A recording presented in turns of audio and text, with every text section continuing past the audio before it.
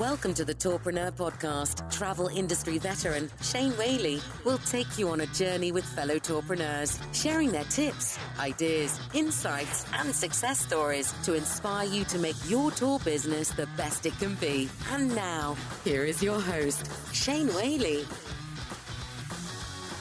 Hello and welcome to episode 61 of the Tourpreneur podcast. Today's guest is going to share with us how he started his walking tour from scratch with zero experience in the tours and activities industry. He'd worked out in Southeast Asia in marketing in the health and fitness industry. He came back to the States and he thought to himself, why are there no walking tours in our town? There's so much history here. There's so much going on. And he took the plunge and he started his own walking tours. So this episode today is the story behind Salida walking tours and the first 2 years of Steve's business. And he's very genuine. He's very authentic, incredibly honest with us when he shares the imposter syndrome he had. You know, he's coming, like many of you that started your tours, you all came from different industries. And that first day leading your first tour, he also shares with us how using his marketing background, he was able to promote his tours, what he does to listen to his customers, to his guests, to find out what they like about the tour, what they don't like about the tour, and some of the pivots that he's made, including when he changed the title of one of his tours, and that massively impacted the bookings for the tour. So that there is a lot packed into this hour. I think you're going to really enjoy it. And again, I really appreciate Steve's honesty in this candid conversation that we have. Before we cross over to Steve, I've got a massive favor to ask you. I would love it if you enjoyed today's show or any of our back catalog episodes, please share it with a peer, with a colleague, with a friend. I'm really trying to grow Tourpreneur. The numbers are great so far. As you know, I don't have a marketing budget for this, right? So the podcast has grown purely through word of mouth, and I'm very grateful. But if you can continue to keep passing the pod and letting people know that Tourpreneur is out there, I would be very, very grateful. Let's cross over to Steve Chapman. Steve Chapman, episode 61 of Tourpreneur of Salida Walking Tours. How are you? I'm doing wonderful, Shane. How are you today? Great. I'm really excited to get to chat to you. I've read quite a lot about your tours and watched your YouTube videos and interviews and seen you in costume. So I'm really intrigued to dive into your business and your story here, Steve. So first of all, I should ask you, why Salida? And Shane, first, before we get in, thank you. I really appreciate you having me here today, and I'm very grateful for what you're doing. Your website, your materials have been a wonderful resource for a startup company. So thank you for what you're doing. As far as Salida, I've lived in Colorado since 1992, but my background was actually as a strategic marketing consultant. I lived in Southeast Asia a lot when I wasn't in Colorado. But in 2018, I sold my business and needed a new gig. Salida is Colorado's largest national historic district. We have 136 buildings preserved from 1880 to 1910. It's a tourist town. And one of the things I always wondered is why no one promotes the heritage, the history. So after selling my company, looking for something new to do, I started exploring walking tours. And Shane, I had zero background in the tour business. In fact, I've always kind of been behind the scenes. I was a strategist, worked on the marketing side. So being customer facing, being a performer, an entertainer, being a tour guide was all brand new territory for me. But when I looked around, the one thing I saw missing in this tourist town was a walking tour, was someone guiding people through the history, through the stories. And I decided to take a shot and began experimenting in 2018 with a very rinky-dink website and just a shadow of a business plan. I found that there was a huge desire, not only among tourists, but among locals. And from there, the business kind of exploded. Let me just rewind that a little bit. I mean, very interested in the origin of the tour and how you got started. Because I think we have a lot of tourpreneurs in waiting that listen to the show who are in that situation right now. So you obviously have, very solid marketing background. You know your stuff there. Did you not sit down and think, well, if no one else is running walking tours here in Salida, there must be a reason for that? Did you have that doubt, or did you just think, whoa, gap in the market here? Both. Initially, I started researching and wondering why. Why is no one doing this? I took a look at a lot of other cities. I've taken similar tours. And what it really boiled down to was no one had really thought to do such a business. Now, this is a small town. Our town is only about 5,200 people. The entire county is only about 10,000, but it's a tourist mecca. So I think part of it was just the fact that the populace who was here had not conceived of the idea. Unlike a big city where tours are a very common thing, it was new. And historically, Salida is a relatively new tourist town. We've really only started exploding in tourism about the last 10, 15 years. So I was certainly wondering why no one was doing it. Then the other was, why not? Why not take a chance and see what happened here? But I did a lot of homework amongst locals, the museums, tangential businesses such as bicycle tours or rafting companies in this area. And it looked like a solid opportunity, and I just decided to take a shot with it. And were those businesses generally supportive of your idea? Yes and no.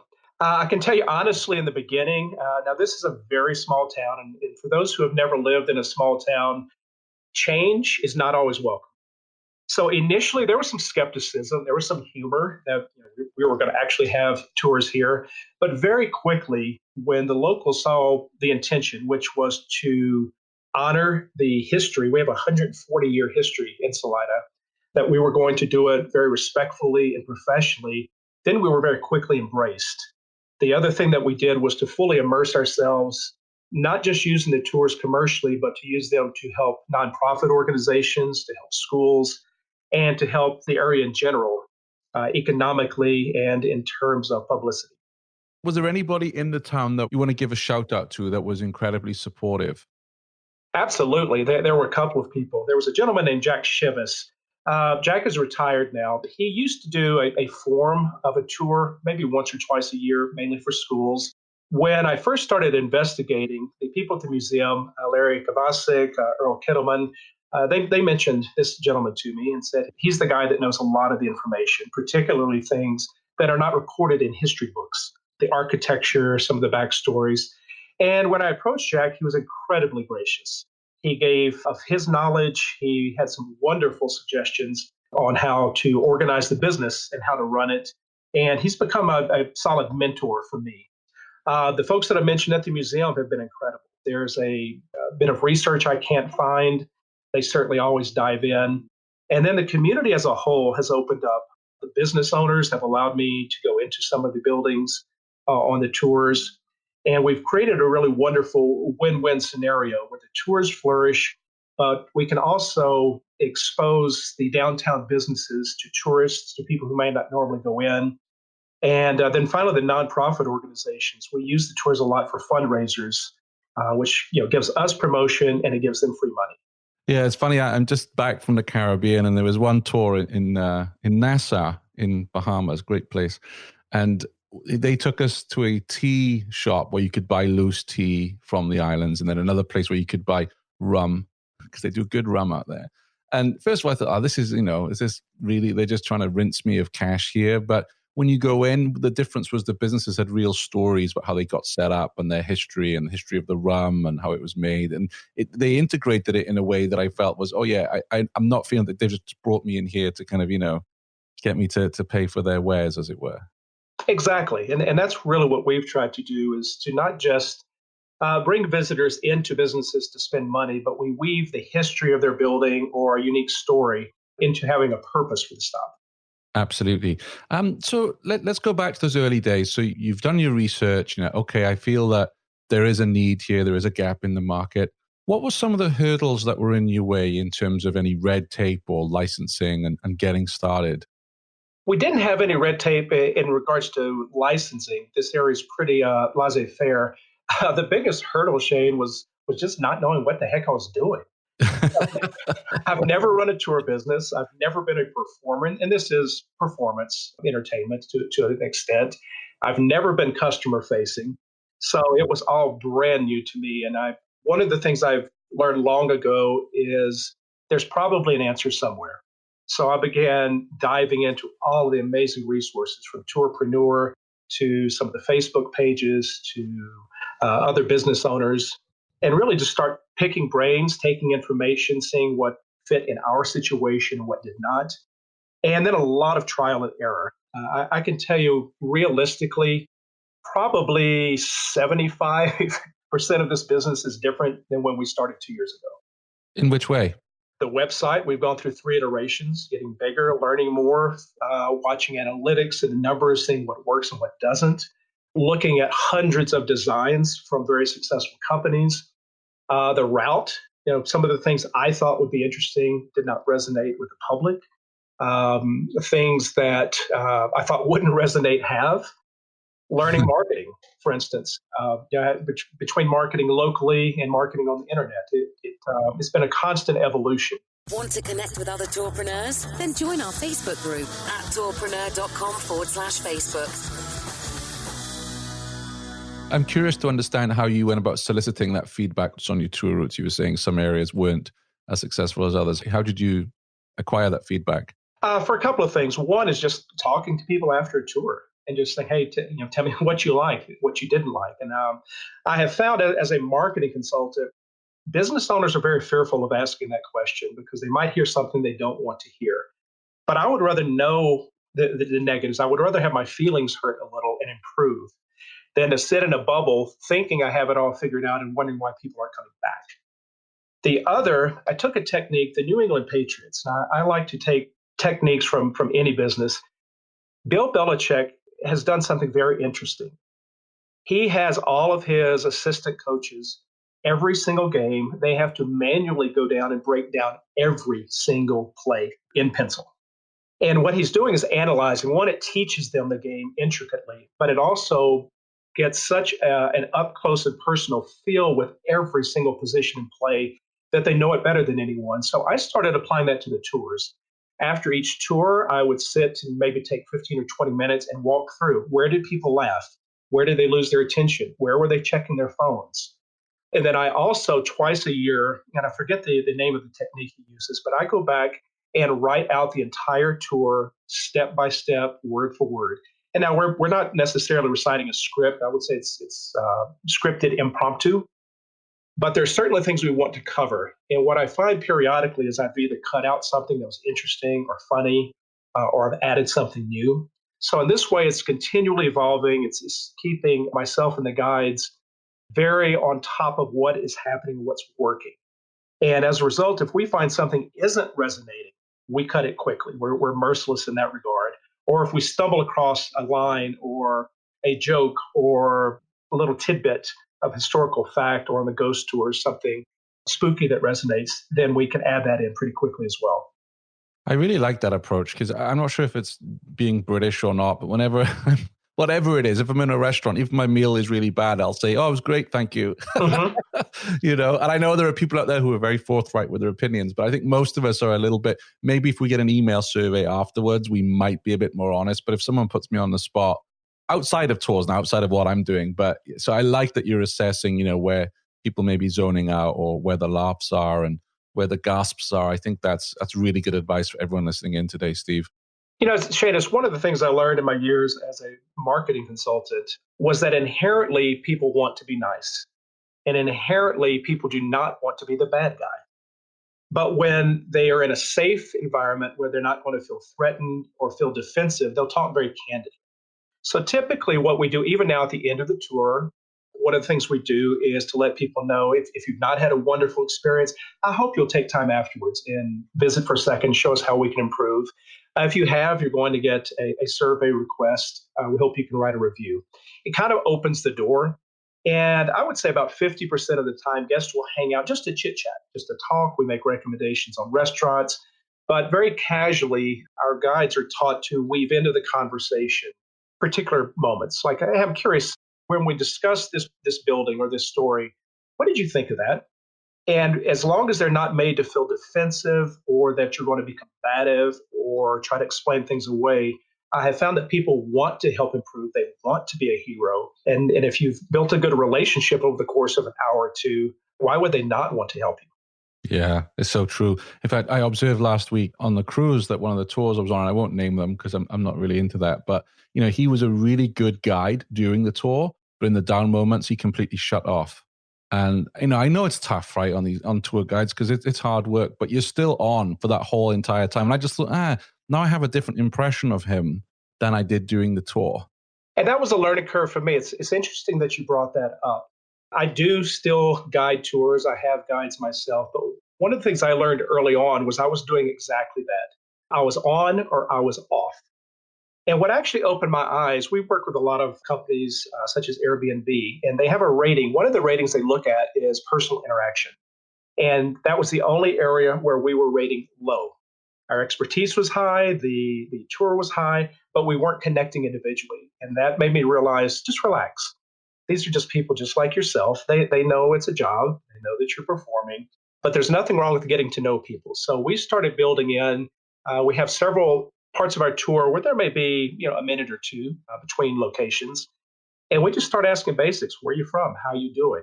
The other thing that we adjusted was at the beginning of the tour. We spend a warm-up period, 3 or 4 minutes at the beginning, where everyone introduces themselves. We find out where they're from, and we try to make some connection. Either I know someone that lives there, or we visited there. If we've never heard of it, to give them a moment to share something fun about where they're from. And in that regard, we start setting the table to have a friendly exchange as opposed to a business transaction. Yeah, makes a huge difference. It really does. And we have a lot more fun as well. Yeah, absolutely. And there was a guy out in Salt Lake City, a tour I did back in November, and he was superb at that. I did a city tour, and he asked everyone where they're from, and he always tied something into someone's state, which was really fun. It made you feel like he'd really listened and was interacting with us. Just changing tracks a little bit. So you're the only game in town, right? So you set up your walk-in tour. You don't have the walk-in tour background in business. How did you then come up with a pricing structure? Because it's not like, oh, well, them down the road, they're charging $30, so I'll go in at 25 or 29 or 31 or whatever. So that is a question I get a lot here at the Tourpreneur headquarters, is on pricing. So how did you go about structuring that? Shane, we're still evolving in that regard. Part of it is I looked at similar markets. For instance, Aspen is about 2 hours away from here. Durango is about 4 hours. They're a little bit larger cities, but they're in the mountains. They're tourist towns. So part of it was just researching what's working well from others who have been around 10 or 15 years, mimicking that a bit. And the rest is testing. We're constantly testing. Coming from my marketing strategy background, I'm a believer that you keep tweaking pricing all the time. There's a fine point. There's a price so high that they'll go, nah, but there's a price that's just low enough that they'll go, if it's a good value, it's worthwhile. And it's constantly figuring out where that is. I don't have it nailed down. We've learned to do seasonal pricing, which we weren't doing in the beginning. So our prices are definitely higher from our peak season, which is May 1st until about Labor Day, the beginning of September. We've tweaked prices a bit on weekends versus weekdays. I don't have what I would say a comfortable handle yet. My gut, just based on past experience, is we're probably still undercharging. And I find most businesses tend to undercharge rather than overcharge. Yeah, that's definitely what I'm finding with talking to some of our listeners, exact same boat. And they're putting it up by a couple of bucks and they're not seeing a drop in bookings either, which, it makes a big difference to the bottom line, doesn't it? It really does. I mean, even a 20% increase. So let's say you have a $30 tour, an extra $6. The reality is for an average consumer probably isn't going to make a difference if you deliver. And that's the key. You could probably raise it 50% if you deliver. Yeah, and what I would say to any of our listeners out there, that if you have ideas on pricing strategy, some case studies, I'd love to invite you onto the show, because folks like Steve and myself are all ears when it comes to pricing, and very much welcome experts and people who've gone through this onto the show. So drop me an email. Never miss an episode of the show. Subscribe at tourpreneur.com/subscribe. I want to talk about the first tour you led. Talk me through that morning, so that day you've got your first tour. How did you feel? Terrified. Yeah. There's no other word. I have never been, not just nervous, I was terrified. I've never done anything of this sort in my life. And I've been in sales, I've spoken before people, but this was very different. It is. I have suddenly such an immense respect for performers, whether they're comedians or musicians, because, we're in the tour business. But when I finally realized that the true core, we're in the entertainment business. That's really what we're in. You have to be on. It doesn't mean you're fake, but you're being paid to entertain people for an hour or two. And That's very naked. It's very vulnerable. You are exposed. You know immediately what is and is not working. If you think you have a great joke and you hear crickets, that's a punch to the gut. Or if someone's checking out their cell phone at what you thought was a very interesting story, that is immediate feedback. So I was flat out terrified. Part of it was just learning how to engage, how to pace, how to present. And that's been an evolution. But I cannot recall a time in my life, probably since elementary school on the school play, that I have been so frightened in front of someone. Yeah, I can relate to that a little bit in terms of Tourpreneur. So when I started this, in my previous life, a bit like you, I worked for big companies. I worked for Booking.com. I worked at Get Your Guide. So when I went to conferences or events or spoke, I was kind of hiding behind that company, right? Because it's a big name. But when it's just Steve Chapman, Shane Whaley, like you're on your own, and it is scary, isn't it? Because you can't hide behind anything. There's no safety net. I mean, No. you fail, and it's immediately obvious. And I have had failures. So And how do you react to those failures? I mean, how do you self-evaluate? How do you go about doing that to make sure you learn from those mistakes? I've evolved on that, Shane. Early on, my ego hurt, and I took it personally. And then I started realizing, wait, this isn't about me. Whatever didn't work, it's because of me. Either I said the wrong thing at the wrong time in the wrong way, or it wasn't appropriate, or it didn't resonate, or it wasn't interesting, or I wasn't as funny as I thought. So that's when that Belichick technique of going back and breaking down every tour, and even if it's a 2-minute recap as you're going to lunch, just quickly replaying in your head what did work and what didn't work, and doing that objectively, taking ego out of it and realizing it's not about you. It's about the customer and did they get what they expected. That made a huge transition. And again, I'll give you a couple of specific examples. Early on, I was too rigid. My tour is my tour, and you're going to listen to what I have to say. And sometimes people wanted to joke or they wanted to chit chat with each other. And I took offense. You're paying me to entertain you, and how dare you not pay attention to my amazing words? And I realized I missed an opportunity to engage. Maybe they had something interesting to contribute. Maybe it was funny. So I call it impromptu scripting. We certainly have stops and things we want to talk about, but we build a lot of opportunity to interact and engage. And what happened, Shane, is it started becoming a lot more fun. And the other thing was doing that and doing the pre-warm up gave me a lot more room to engage that occasional inappropriate guest or a comment that's out of line, because you're building that trust and friendship rather than being rigid. So that's been a constant evolution. As a result, I can tell you we have a lot more fun than 2 years ago. And the guests certainly do, and it's showing. Our bookings are going up, our reviews are going up, and it was more of a mindset, just realizing I am here for them, not the other way around. And I frankly, I did not totally get that. I think it's tough because, let's look at the Patriots, right? And I'm tell my accent, I don't know a huge amount about American football, but I was reading something the other day from Tom Brady, who I understand is the man they love to hate. And he was saying, about all the mistakes he made, I think at college level, and he was told, you're not going to make it. And of course, he became a superstar. And my point here is, if this was in your marketing career, you've studied that, you have a degree in it, you've worked in it. So when we launch a tour business, I think we just have to be honest with ourselves that we haven't trained, most of us have not trained for this or gone to school for it. And we are going to make those mistakes early on. And like you said, it's about not having that ego in the way, just going, it's like with Tourpreneur. I'm not a journalist. I never went to journalism school. I have to listen to every episode and not beat myself up when I think, I missed that follow-up question there, or I didn't get to the real story. I think it's the same when we first start tours, isn't it? It's like, okay, just realize it's a brand new gig. You're just starting out. It's like being 18 again.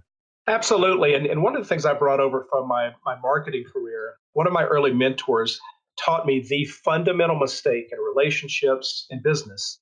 He had an acronym. It's called IDITWIT, which stands for I think, you think, what I think.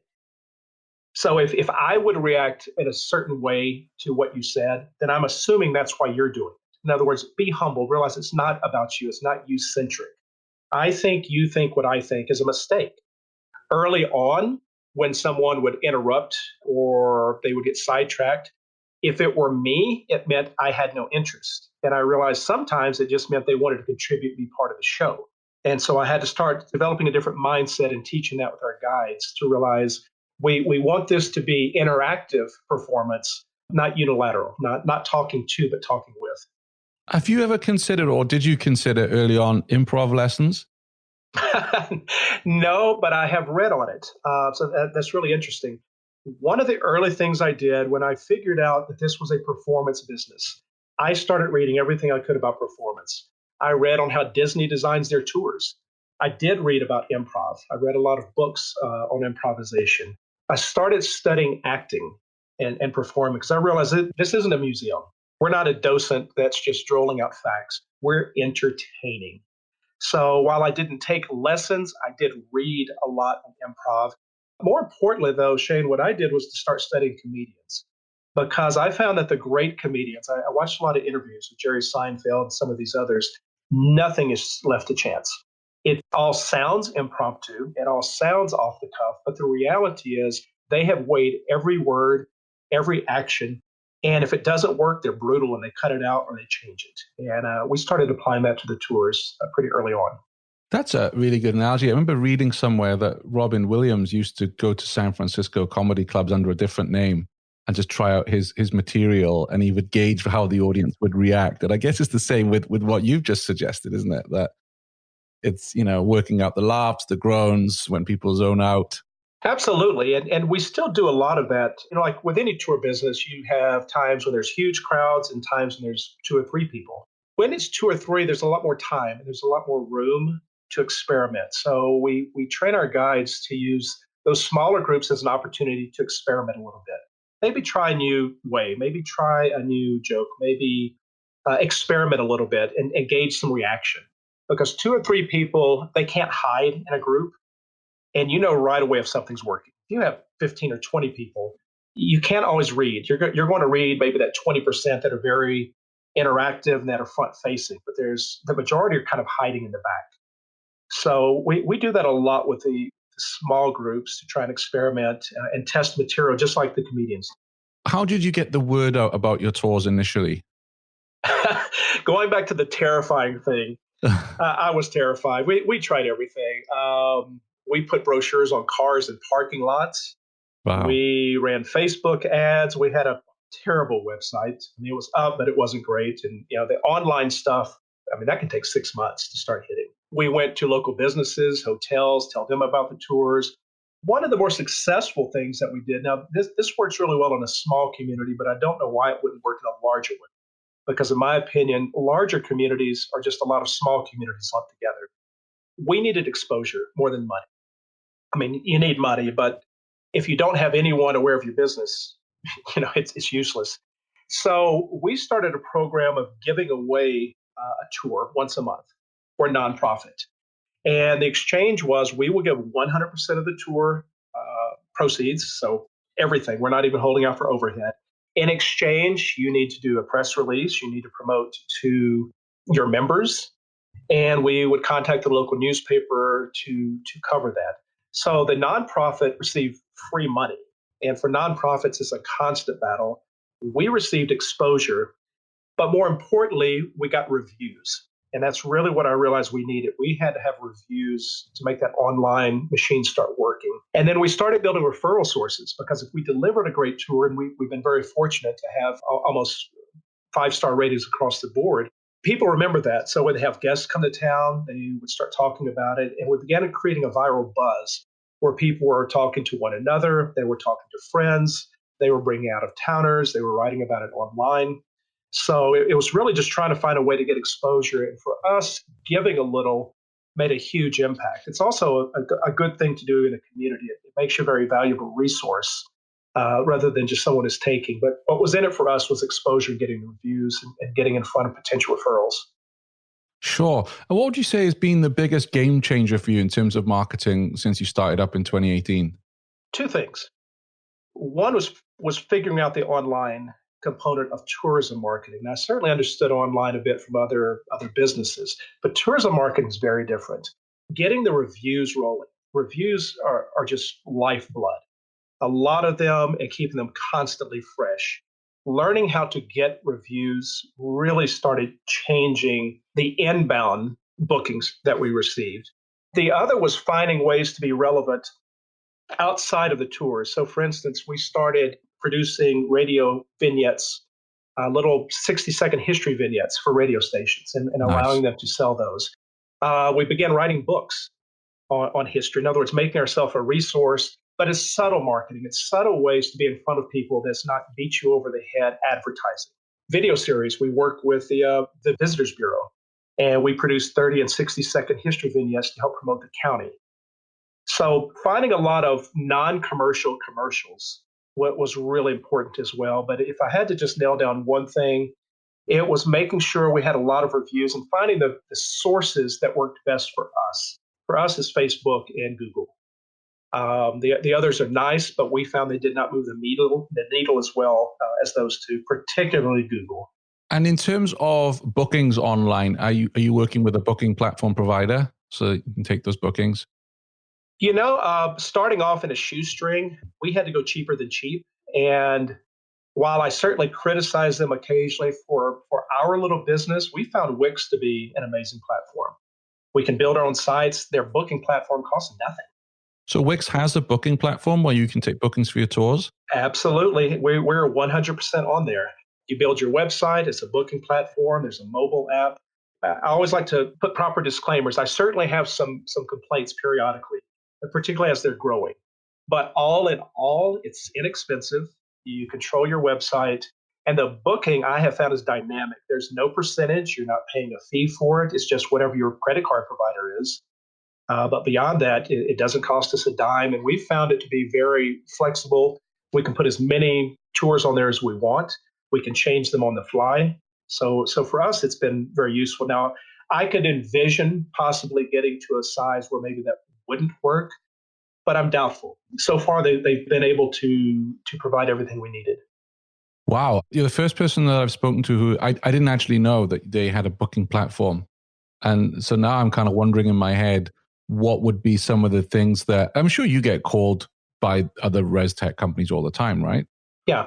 And is there anything they've ever said to you about either where they've said, oh, Wix doesn't deliver A, B, and C, or something that they offer that Wix doesn't? Is there anything that you ever thought, oh, they may have a point there? Yeah, the biggest problem, and it's the same problem I have with whether it's TripAdvisor or Airbnb, is none of them allow for seasonal adjustments in pricing.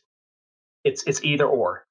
So in other words, Right. you can't set up a summer pricing schedule and a winter pricing schedule. TripAdvisor doesn't allow that. Airbnb doesn't. Wix doesn't. That's the biggest hole in the game of all of those, in my opinion. What it means is I have to wait to the last possible second and then switch over to summer pricing, but I miss out on some advanced bookings. In fact, I just was communicating with Airbnb about that recently. Like, guys, you're missing the market. I can't make weekend adjustments, like hotels, for instance. Hotels certainly adjust their prices automatically. And that is the one thing my booking platform does not allow that I wish it would. Yeah, I'm just looking at the booking flow now on your site, and it looks very clean to me. It's clean. It's easy. So you click book now, you pick the date and time, you fill out maybe a half dozen pieces of info, and you pay. You're done. And it's all automated. So you get an automatic email confirmation. They're set up for a confirm 24 hours ahead of time. And my guides can adjust in the field. So there's check-in components, there's no-show components. There's a lot of things that are very useful for us as a field company. Sure. I guess the one thing that distracts me a little here, just put myself in the shoes of a booker, is you have the dates, but then you have all staff member one, Steve. So it's good that I can pick you because I've probably seen you on YouTube or read one of your interviews, but staff member one would be a little confusing to me. If you're seeing that, that means an error on our end. We're actually updating some tours. So there's probably something we have not updated. Typically, you do not see that. Sure. Okay, cool. But other than that, it looks like a very clean way of taking a booking.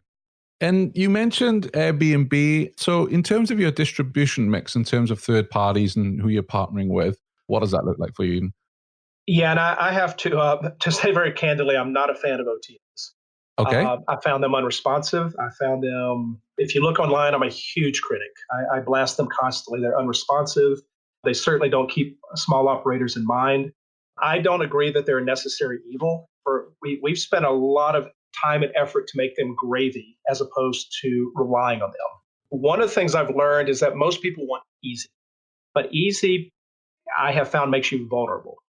So I look at a lot of companies that were relying solely on TripAdvisor, for instance. Well, when there's changes, you can be out of business very quickly. And this hit us hard when Viator and TripAdvisor merged a year or so ago and combined platforms. Our tours disappeared overnight. They were gone. And it took 4 months for them to figure out the coding error. And it was on their end. Well, that showed me right away to never again count on TripAdvisor or any OTA. So we spent a lot of time creating our own systems to get business, whether it's from website, aggressive use of the internet, Facebook, personal referrals, business associations, and networking. And any of those that we get is just gravy business. You put a tremendous amount of control in the hands of people that, frankly, giant billion-dollar corporations do not care about me. That's just a fact. They care about my money. If there's a problem, like right now, even with Wix, one of my complaints, they switched to a new system and there is a problem that's been 3 months that they haven't resolved. Big companies are not responsive to individuals. They're responsive to corporate bottom lines. So while I see them as a necessary component of business, in my opinion, it is a mistake to rely on the OTAs as your sole source. Now, what that means, though, and coming from my marketing consulting background, is you got to do a tremendous amount of work on your own. They provide an easy solution, but again, an easy does not give you security. And I have found that most business owners might know their business really well, but they don't know, understand, or like certain components, whether it's marketing. For me, it's accounting. I hate accounting. So you have two choices. You can either outsource it or you can learn about it and invest the time. But one way or the other has to get done. So I leverage my marketing background aggressively, but I outsource the accounting because I can't stand numbers and I know it needs to get done. Absolutely, that's smart. In terms of the OTA, so you were working with Viator. When you were live with them, were they bringing you in decent business? And I am still with them. I'm just no longer relying on them. We work with all from Expedia, everyone. I have intentionally lowered that amount. I guess a better way to say it was I have increased my other booking sources and allowed them to be whatever it is. If they drop to zero tomorrow, we're okay. If they jump up, we're okay. But I'm not relying on them. Yeah, I mean, I hear this from many of our listeners, and I think the big challenge right now, and as you know, I worked at an OTA for 20 years in hotels and in tours, and I remember at my time at Get Your Guide, the partners were segmented into levels or tiers, and if you are running a Statue of Liberty tour that's bringing in 6 figures for the OTA, then the red carpet comes out. But if you're like you at Salida, they don't have the staff to really cope with it. I don't think it's that they don't want to help you. It's that they don't really have the staff. They're also, to be fair, trying to crack that marketing code. Everybody is. It's all about discovery. And some of the OTAs, particularly Get Your Guide, are throwing a lot of SEM, Google AdWords money at it. But I still think they are trying to work out how that will work for the more provincial tours. And that is exactly the same thing happened. I had a great 10 years at Booking.com. And it was the same thing there, where it was very easy to sell a London hotel, but one in the Highlands of Scotland, a B&B, that was a whole different prospect. So I'm not defending the OTA here. I mean, it was always very tough for me as a sales director in the US, where I would see emails coming in from small tour providers, just did not have the market managers to actually cope with that. And they'd go off to head office and they'd get lost in the system, or it'd take a while to get back. I think that's the case. And I am pleased to see a lot of the OTAs. In fact, one of my daily briefs I just sent out, there was 8 positions that Get Your Guide were hiring for in New York City, for instance. So it does seem that some of them are spending more money on beefing up their teams, certainly market managers. So I'm optimistic and hopeful in the future that they will listen more to the little guys, because, that long tail is very important. And I'll give you an example of it. I was in Salt Lake City recently, and, Get Your Guide only had 4 products in the whole of Salt Lake City. TripAdvisor, Viator had 68. So for me as a consumer, even as someone who tends to book Get Your Guide because I work there, I went to the opposition. Now, the thing is, the opposition then have my details and they can market to me, and that's very dangerous. So that's where I think we may see some challenges in the future. But if they didn't fix your listing for 4 months, then I can understand why you're a bit cheesed off, shall we say. Yeah, the marketing side, I have no problem with it. They have the money and the expertise to do it better, faster, cheaper than I ever could. It's when there's a problem. Yeah. And they admitted there's a problem. It's in writing. We absolutely see the problem. We see it's on our end. But to not be able to fix something that isn't only affecting one company. The error was affecting a lot of companies. I researched online and found hundreds having the same issue. That can't happen. That's too problematic, which just told me, make this gravy business. You certainly need it. It's certainly out there, but don't be reliant on it. Understood. Especially with your marketing background, I'm curious to hear your opinion on, I'm reading that TripAdvisor are running tests on increasing prices of tours. Yeah, well, they're doing a lot of things that to me is problematic. One, they're de-emphasizing reviews for how a tour shows up. But if you pay them extra, they'll boost your tour, which to me, for a smaller company, immediately puts me at a huge disadvantage. I have heard from people, I have not experienced it, that they are raising prices without letting the tour owners know. Are they paying additional commission on that? So let's say they jack your prices up by $10 and they sell them. Are you getting a higher cut of that, or you're? I have no idea. I'm not educated enough on it. I'm just reading threads through Facebook groups. Yeah, me too. But again, it's what I was saying earlier is that, and I used to work for major corporations. Major corporations worry about the bottom line first. Yes. To me, again, it's problematic, or at least communicate if you're going to do it. Just say, hey, this is what we're doing. This is why. But to blindside, to me, really hurts that trust and credibility issue. Clearly, I'm a little bit cheesed off, to use your quote. I'm guarded. I'm very guarded anymore from a lack of communication. And when you can't communicate and just say, hey, we haven't resolved your problem, or we're experimenting in this ever-changing market, we have to remain profitable, as do you. This is what we're experimenting with. This is the markets we're doing it, or this is how long we're doing it. We would like your feedback.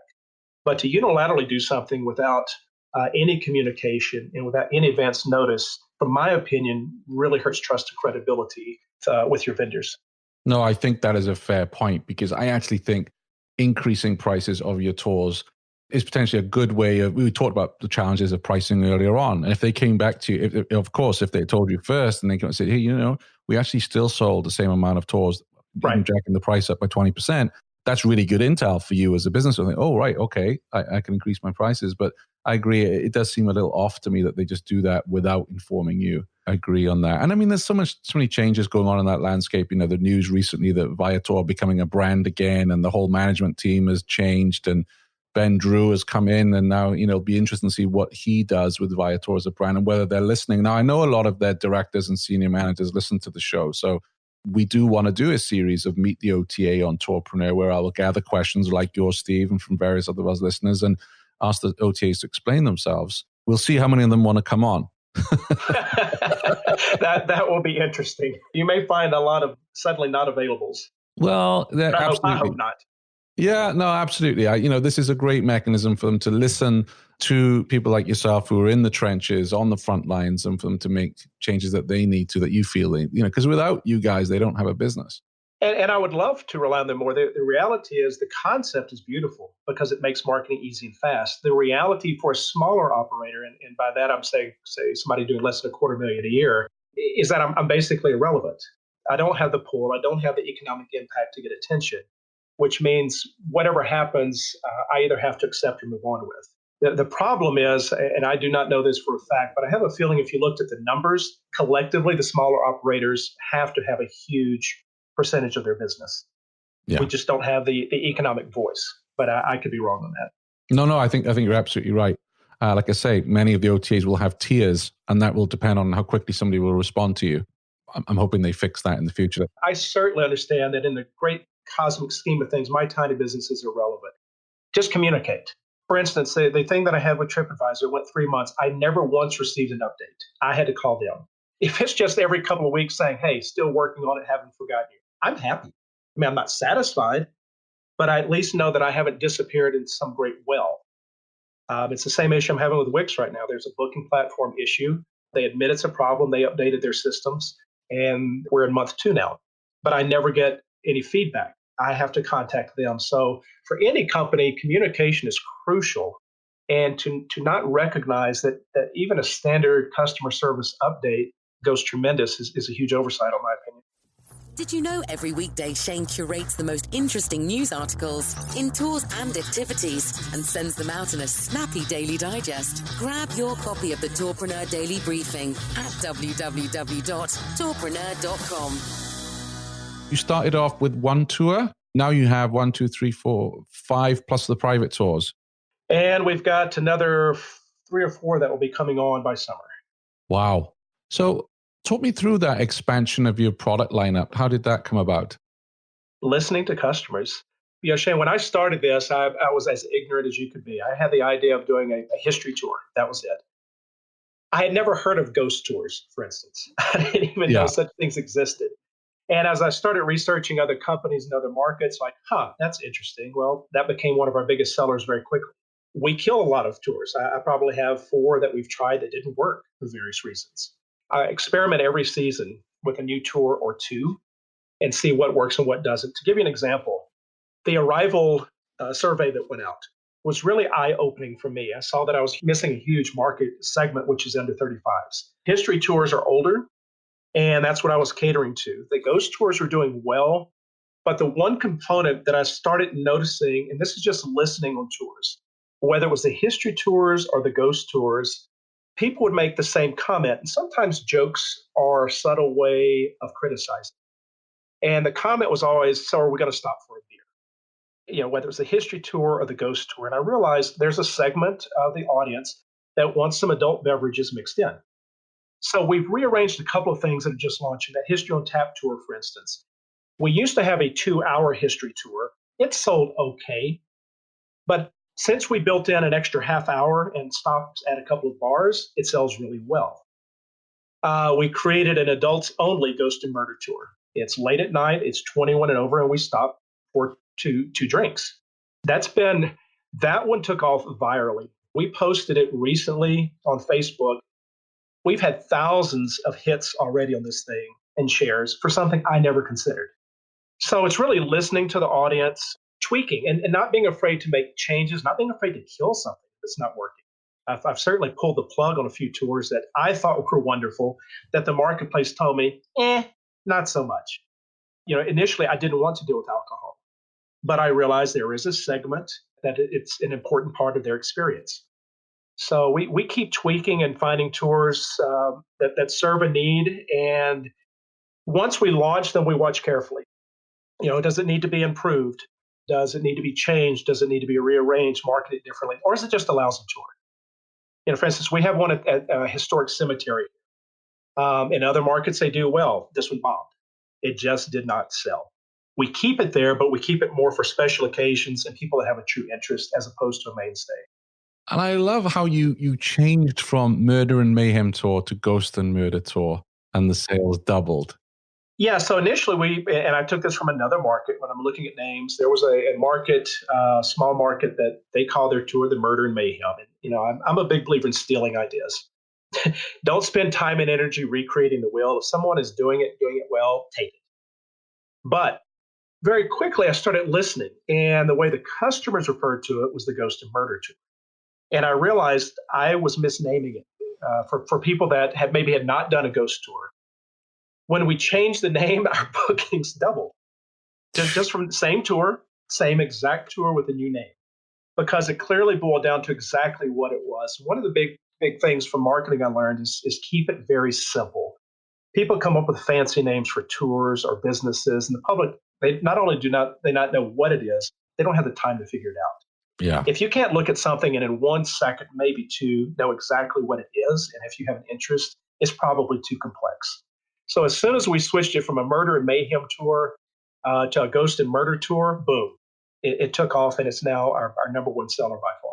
It doesn't surprise me because in podcasting circles, this infuriates me, but ghost, murder, true crime podcasts are some of the most popular podcasts out there. I'm talking hundreds of thousands of downloads because a lot of people love hearing about true crime. They love hearing about ghost stuff, right? And so it doesn't surprise me that tweaking that from Murder and Mayhem to Ghost and Murder would appeal to a lot of people. So very smart of you there. It was a learning curve on my part. And as I've mentioned repeatedly, I experiment constantly. And I'm not afraid to change something. And if it doesn't work, go back. There's this tendency in business, and when I was doing a lot of consulting, sometimes we're so close to it, we think the entire world is paying attention to every move. And they're not. The reality is you can change a name. If it doesn't work, change it again. People aren't constantly on your website looking all the time at every little change you've made. Unless they're shopping, they're not paying attention. So you can do a lot of thoughtful experiments, and you can do some rearranging and tweaking and watch the numbers. It either works or it doesn't. Yeah. At what point did you feel the need to start hiring tour guides? When I was exhausted. Yeah. Good enough reason. Frankly, Shane, in the beginning, this was more something to do while I figured out what I wanted to do. I had owned a business for 10 years. I sold it. I was no longer traveling internationally. I was too young to do nothing. It was just an interesting business for me. And as it took off, the first season was okay. The second season exploded. And at the end of this last season, at one point, I realized I had worked 71 straight days. I was exhausted mentally, physically, emotionally, spiritually. I was fried. And I realized this can't continue. I either have to scale up or scale down, one of the two. And that's when we actually expanded into another city. And that's where I hired my first guide. There's a city 30 minutes from here, Buena Vista. That's where I hired my first guide. I knew I needed that market strategically as much as anything. It's close enough that I did not want to allow a competitor to come in. So I put a tour there and hired a guide. This season coming up, we'll have 3 extra employees here in Salida, a couple of guides and some people helping us out in the field. But it really just boiled down to the point where the quality was suffering, quality of life, quality of business, response times. And I hit the point where I was not enjoying myself. When your first thought is, great, another damn tour, it's time to make some change. And I realized I had hit that wall and had to either greatly scale up or greatly scale down. So we're 50 odd minutes into this. It's great talking to you. I'm always amazed how quickly time flies when I have these conversations. But are you ready for the speed round? Let's go for it. All right. What is a habit, trait, or characteristic you believe contributes to your success? Oh, being willing to make change. Mm-hmm. Being unafraid. You have to be fearless. And I mentioned that I was looking at, and I know it's not exactly speedy, but I go through a lot of tour websites, and I'm amazed at how many have not updated their site in 2 or 3 or 4 years.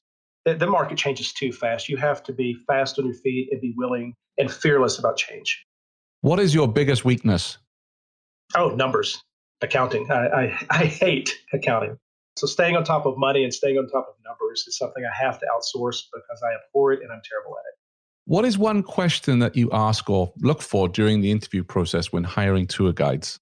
It's not so much a question. I'm looking for people that are fast on their feet and that I enjoy. I can teach a tour. I can teach you what to say. I can't teach you to be interesting or fun or witty or personable.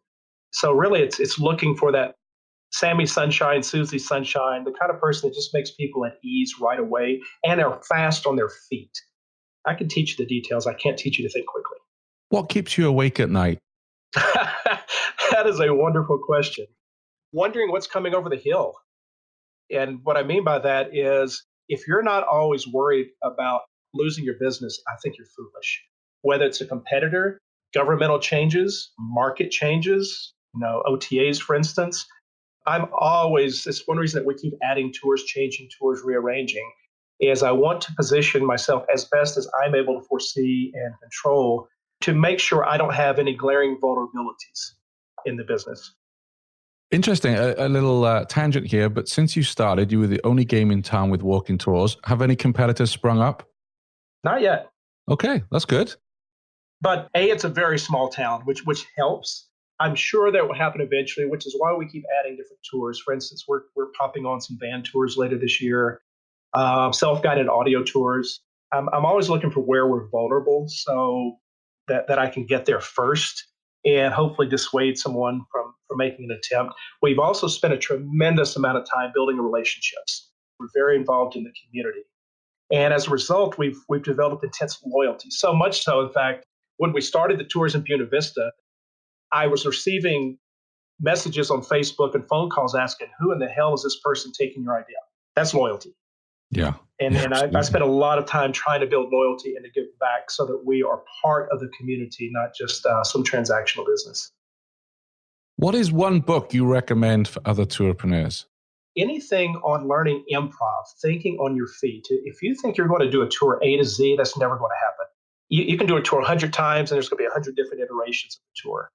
I read a lot on the Disney process, on how they develop tours and how they train the people in their parks to stay on script but be entertaining and flexible. So anything along those lines, or reading about comedians and how they design. It's not because you want to be funny, but they're in the word and entertainment business, and that's really what tours are. It's words and entertainment.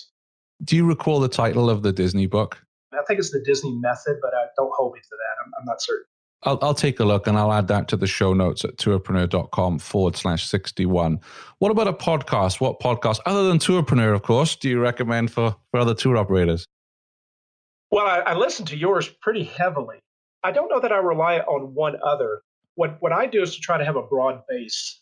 Outside of the tour business, I think it's problematic in most industries. It's become very myopic. We only think of our business. For instance, there's one that has nothing to do with tours, but it's the Joe Rogan Experience. Yes. But he has somebody, different walks of life, just different every single time. But I always learn. And for me, it tweaks my brain to think in a new way. Better, faster, cheaper, more entertaining, more engaging, little tidbits. Inevitably, it triggers something that makes me think, how could I apply that to my business? Yeah. Because it really gets my brain out of a comfort zone and makes me challenge assumptions. Yeah, and I do listen to him on occasionally. I will pick and choose because his go 3 hours, right? So again, the interesting thing about Rogan, that thinking about how we can apply things to our own business is, some people say 30 minutes is enough for a podcast. Some people say an hour. He goes 3 hours. Mm-hmm. And I've listened to some of those because they're engaging guests. And I'm not thinking, it's a 3 hour. It's like, no, I want to hear this interview. And I'm glad that he's going deep on this subject or topic. And the other thing that I love about Rogan, and I've tried to implement this in Tourpreneur, and definitely talking about imposter syndrome, is he will ask the question. If they come out with an acronym, he'll be like, well, what does OTA mean? Mm-hmm. What does that stand for? He will ask, whereas most of us will be like, I don't want to ask a dumb question. And I love that. And that's what I learned with Joe Rogan's show. Yeah, exactly. And just one specific that I took from him, you mentioned it. Some of his podcasts are an hour, some are 3. He goes until it ends. Yeah. And that's where we started with our extended tours. The initial history tour, the Wild West history tour, was an hour. And listening to him, I realized some people want depth. Some want a lot more. Now, we've had to experiment several ways to do it, but we now have a tour that's about 2.5 hours. It's not our biggest seller, but it's very profitable. And that's actually listening to that triggered me to think, there are people who want more than the greatest hits. Why not figure out a way to do that? So that's what I mean about getting me out of my traditional thinking and comfort zone, is individuals like that who have everyone on from a comedian to a UFC fighter to a proponent of medical mushrooms definitely challenges assumptions and makes you think differently. And it can kind of trigger that creative part of your brain that might find a solution for something that wasn't a straight line. I just love your advice here about getting out of our own bubble and looking at other industries and how they do things, because it is very hard to stay in our bubble. And right now, I've just picked up a book. I'll have to add it to the show notes. It's written by a guy who runs restaurants and about the guest experience. And I heard him on an interview on a podcast, and he was saying, look, today guests at restaurants, you're in the hospitality industry because people can use Seamless or whatever these food delivery companies are and have their steak dinner delivered at home and they can watch Netflix. You've got to make, when someone comes through your restaurant door, you've got to roll the red carpet out and do all these different. I was like, wow, yeah, this is the same for tours in many ways. People want to be, really treated well and made to feel like they're an insider, etc. So I love their advice about getting outside of the industry sometimes. And Shane, if I can add a point on that, when I talk about reading or listening to a lot of things that have nothing to do with my business that inevitably triggers something. The Israeli government designed something years ago, and I forget the exact name for it, but when they do a plan, they had a plan years ago that was foolproof, except it wasn't. So now in any of their planning meetings, there's one person designated to attacking the plan. And they taught me a phrase, what if I'm wrong? And too often we have these grand plans and these wonderful schemes, and we know we've got it all figured out, and we never stop and ask, what if I'm wrong? So no matter what their plans are, there is one individual and one team whose entire job is to say you're wrong and we're going to prove it. So I do that a lot for the marketing analysis and anything, is once the plan is there, then I look from the other direction, say, how would I tear it apart? If I'm competing, how would I destroy me? And look for the holes. What if I'm wrong? It gets you out of that assumptive mode, and it gets you out of that comfort zone that's very easy to do because it doesn't make us work. And that the mode is, I got it all figured out. I got this. But the reality is you might be wrong. And I find it humbling, and I find it keeps us light, and it keeps us constantly evolving. What is one piece of technology or an app you've adopted that has had the biggest impact on your business? Most recently, I came across an app for electronic waivers. We were doing waivers with pen and paper in the beginning. It made things confrontational. From the beginning of the tour, we're having someone sign their rights away. I found that was starting off with a very negative taste in the mouth. We send this link out now before the tour. We get 100% compliance. No one complains. It's yippee skippy done, and it's easy. And that has been a game changer. Which company is that? I believe it's waiverelectronic.com. Okay. Yeah, Waiver Electronic is cheap. It's easy. It's customizable. We send a link. Also in the field, what I like is my guides can pull it up and they can right away see who has and has not signed if someone doesn't. And they can immediately just click on it and hand them the phone, and they can scroll through, fill out the information, and we're done. But we have probably 99% compliance before the tour ever begins, so we don't even have to mention it or bring it up. Brilliant. Steve, where can people find out more about your tours? Our website is SalidaWalkingTours.com. That's SALIDA, SalidaWalkingTours.com. Brilliant. Well, I've got a whole list of other questions here to ask you, and we've run out of time, which is always a good sign, right? Absolutely. Of a good conversation. So I would love to maybe, in a year's time, invite you back on the show. We'll find out how your van tours are doing, your self-guided, and what else is happening with you. Would you be open to that? Absolutely, Shane. I appreciate you giving me some time today. And anytime I can help, or if you need me back at a later date, just reach out. I'd love to return. Well, I do want to start hosting more roundtables. So you talk about listening to your customers. I listen to our listeners, and they really love the roundtables because, you get 3 or 4 tourpreneurs on talking about OTAs or waivers, whatever it may be. And I would love to invite you on some of those in the future. And something just came to mind on that. I would love to do it, first of all. Something that might be interesting down the road, and I find people rarely have the courage to do it, would be a roundtable critique, where you take a company and say, we're having problems with X. I do that locally. I bring in once a year business owners that I know and trust and say, tear me apart. How can I be better, faster, cheaper? That might be an interesting one. For instance, we can't get reviews, and have people look at systems that are in the business, because I find I'm rarely the smartest person in the room, and there's usually someone that has a better way to do it. Yes, I love that idea, because one of the things that my goals here is to flatten the learning curve for tour operators. And I think that is a really cool way of doing it. I really love the roundtable we did on Olga's architecture tours in Edinburgh, where she was struggling to be discovered. And I think those kind of live coaching sessions are just invaluable. So if there's anyone listening to the show today that wants to be brave enough to be the first person to come with a challenge, drop us an email at tourpreneurshow@gmail.com. And I'd love to get that up and running. So thank you for that great idea, Steve. Shane, and if no one does, I'll raise my hand. My ego is pretty solid, so I'm fine being ripped up. Brilliant stuff. Thank you very much for your time. Wish you all the best. Shane, thank you. I really appreciate you having me on today, and this has been a fun experience, so thank you for having me. Thanks for listening to the Tourpreneur podcast. Be sure to visit tourpreneur.com to join the conversation and access the show notes, including links to the resources mentioned on today's episode. This is Tourpreneur.